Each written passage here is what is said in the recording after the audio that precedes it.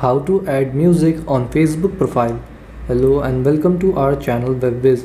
In this tutorial I'm going to show you how you can easily add music on your Facebook profile on the Facebook app.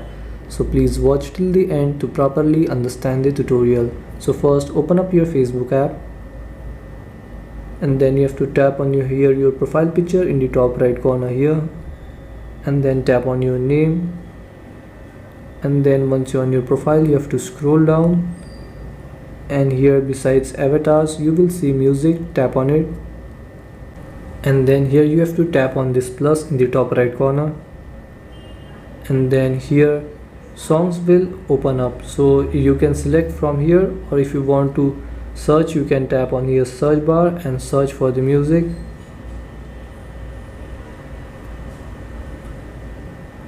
And after you have searched you have to just tap on it to select, and then you have to, after selecting it will look like this selected, and then you have to go back, and here will be the selected music.